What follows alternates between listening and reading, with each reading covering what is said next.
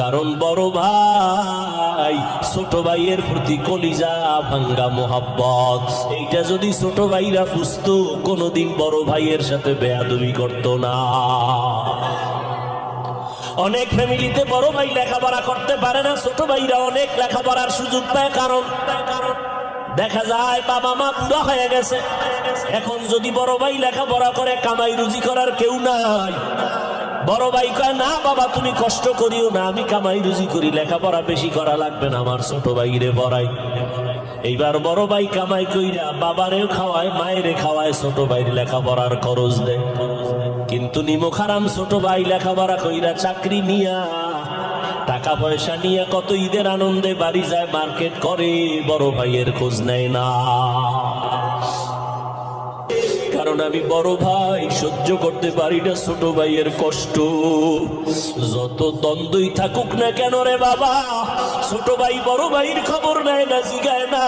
কিন্তু যদি বড় ভাই হঠাৎ রাত্র কাঁচা ঘুমের মধ্যে কেউ টেলিফোন করে তোমার বাইরে চৌরাস্তা আটকাইছে, বড় ভাই ঘুম বাদ দিয়া মঞ্জুরে একটা দৌড় দেয়।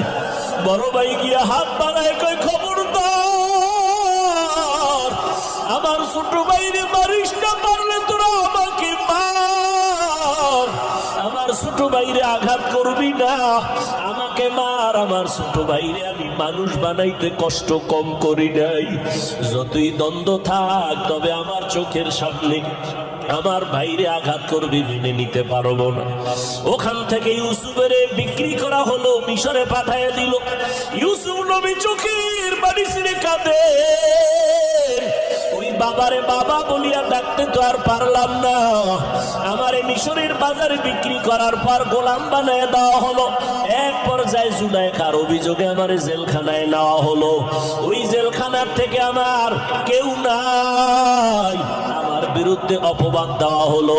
জুলাইখা আমার বিরুদ্ধে তার স্বামী আজিজে মিসরের কাছে অভিযোগ দিয়েছে।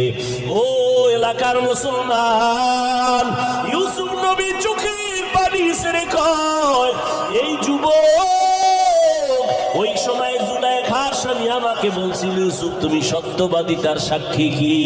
ওই সময় একটা মহিলা কোলের মধ্যে বাচ্চা নিয়ে যাইতেছিল, আমার মাওলা আমার কলবের মধ্যে এলকা করে দিয়েছিলেন। আমি সাথে সাথে বাচ্চাটাকে ইশারা করলাম, আমি ইউসুফ সত্যবাদী না মিথ্যাবাদী বাচ্চা তার নির্ণয় করবে। ওই বাচ্চা মায়ের কোলে থাকার পর বাচ্চা নির্ণয় করে দিল, একটা স্কেল দিয়ে দিল। বাচ্চা ডাইরেক্ট বলে না ইউসুফ ভালো, মহিলা জুলাইখা খারাপ, এইটা ডাইরেক্ট বললে বাচ্চা সন্দেহ করতে